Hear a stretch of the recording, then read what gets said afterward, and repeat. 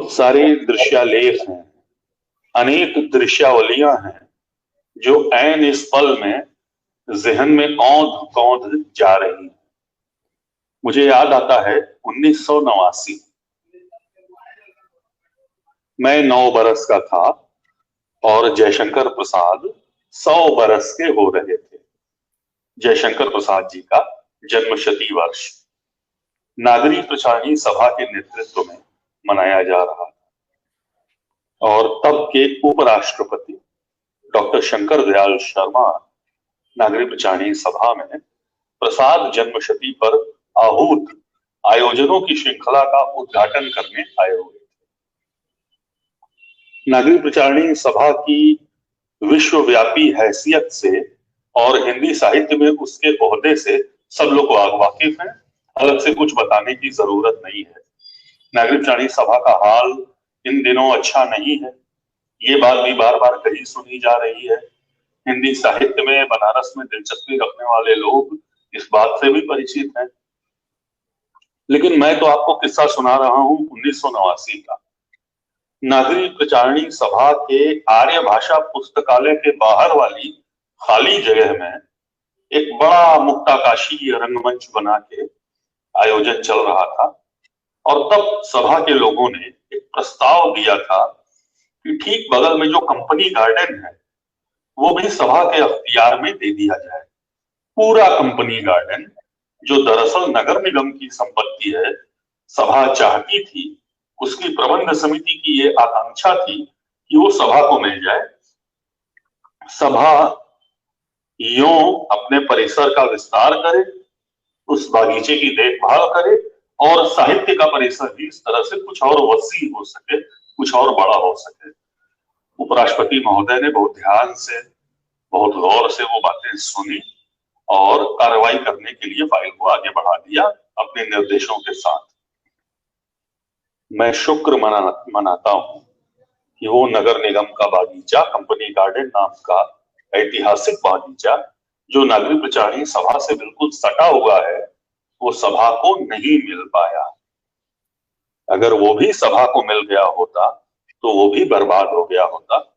आज आसपास के मोहल्लों के लोग, बच्चे, बुजुर्ग वहां जाके सुबह और शाम के समय चहलकदमी करते हैं।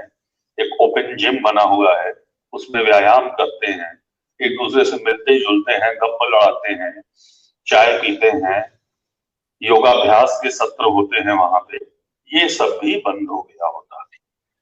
जयशंकर प्रसाद की स्मृति की तरह एक बागीचे का भी पटाक्षेप हो जाता। हमारे यहाँ स्मृतियों का हाल अच्छा नहीं है।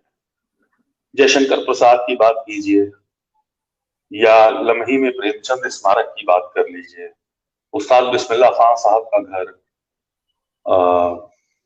पंडित रविशंकर की रिहाइश, सारी चीजें बहुत अस्त व्यस्त हैं, बहुत बिखरी हुई, बल्कि बहुत शर्म आती है कहते हुए, दयनीय है। दूसरी भाषाओं के सामने, दूसरे देशों की दूसरी भाषाओं के सामने, उनके प्रतिनिधियों के सम्मुख अपने महानायकों की स्मृतियों को प्रस्तुत करते हुए शर्म आती है। हमने क्या किया? मुक्तिबोध की कविता है कि लिया बहुत ज्यादा और दिया बहुत कम, मर गया देश, अरे जीवित रह गए तुम। तो देश पता नहीं जिंदा है कि नहीं, लेकिन स्मृतियां जरूर मर गई। सराय गोवर्धन में जयशंकर प्रसाद का जो घर है सर, वो किसी अपने समय के राजा के घर जैसा है। विराट, चारों कोनों पर 4 कुएं, एक कोने पर संभवतः उत्तरी कोने पर शिवालय, जहां बैठ के प्रसाद जी ने कामायनी की रचना की। एक बागीचा था कहा जाता है, तो खैर सरपट मैदान सा है। और प्रसाद जी के एक पुत्र थे रत्नशंकर प्रसाद, जो एक जमाने में नागरिक प्रचारणी सभा के प्रधानमंत्री भी हुए थे। और रत्नशंकर प्रसाद जी के 6 पुत्र, किरण शंकर, विजय शंकर आदि इत्यादि। उन 6 पुत्रों के अनेक पुत्र। तो इस प्रकार जो बहुत बड़ी संपत्ति थी वो उत्तराधिकारियों में बट बट के बहुत छोटी हो गई है। वस्तु स्थिति ये है।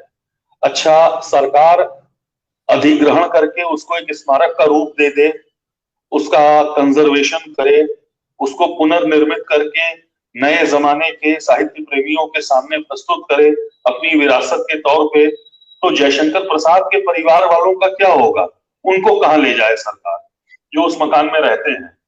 ये एक यक्ष प्रश्न है कि महान रचनाकारों, कलाकारों के मकानों को अगर हेरिटेज बिल्डिंग की तरह डेवलप किया जाए तो उनके परिवार के साथ कैसा सलूक किया जाए? क्या उनको घर से बाहर निकाला जाए? और अगर घर में रहेंगे तो स्मृतियां कैसे संरक्षित होंगी? अभी उस परिवार में एक बड़ा कटुतापूर्ण वाद विवाद हुआ और कामायनी की जो मूल हस्तलिखित प्रति है प्रसाद जी की तैयार की हुई, जिसे नेशनल म्यूजियम ने, जिसकी फोटो क्या बोलते हैं उसको, फोटो बाइंडिंग करके प्रसाद जी के परिवार को ही सौंप दिया है जिसे, और उसकी एक प्रतिकृति, उसकी एक रेप्लिका नेशनल म्यूजियम दिल्ली में रखी हुई है। मूल प्रति के साथ लड़ाई झगड़ा करते हुए पटीदार लोग चेतगंज थाने पहुंच गए, कामायनी लेकर के नोचते खसोटते हुए, और एफआईआर हो गया।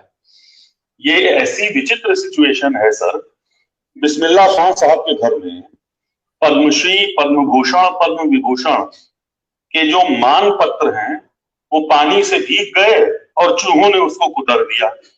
भारत रत्न की भी यही हालत है, तो वो नष्ट हो गए। बिस्मिल्लाह खान साहब की चांदी की शहनाई चोरी हो गई। कबीर की माला जो है, थाईलैंड के कुछ लोग आए, कबीरपंथी साधुओं ने बहुत श्रद्धा से मुख्य मूल गादी का मंदिर उनके दर्शनों के लिए खोल दिया। उन्होंने वहां कोई धूप जलाया जिससे ऐसा धुआं पैदा हुआ कि सब लोग बेहोश हो गए, और वो कबीर की माला लेके भाग गए, थाईलैंड चले गए। इंटरपोल लगानी पड़ी, फिर माला किसी जादुई तरीके से मिल गई, पता नहीं वो असली माला है कि नकली माला है, उसको पहचानने वाला कौन है।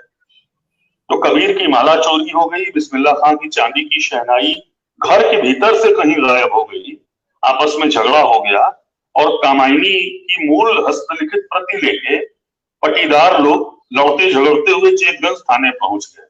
ये है बनारस की एक शक्ल। दूसरी ओर एक शक्ल और है, जब प्रसाद कामायनी में कहते हैं, मैं रथ की प्रतिकृति लज्जा हूं, शालीनता सिखाती हूं। इस दुनिया ने, इस गणतंत्र ने 75 साल के शालीनता का पाठ इसी बनारस से सीखा है, इसी महान पुराने नगर से, जिसके अद्वितीय नागरिक थे जयशंकर प्रसाद। जितने अंतर्मुखी थे वो, जितने शालीन थे। और सर आप खुद ही जानते हैं, मैं आपके सामने क्या बोलूं, जयशंकर प्रसाद के जो पिताजी थे, यानी सुमनी साहू के पुत्र प्रसाद जी के पिता सुमनी साहू प्रसाद जी के दादाजी थे, वो ये लोग रोज गंगा नहाने जाते थे और गंगा जी से नहा के विश्वनाथ जी का दर्शन करके सराय गोवर्धन तक लौटते हुए चांदी की अशर्फियां दान देते हुए आते थे।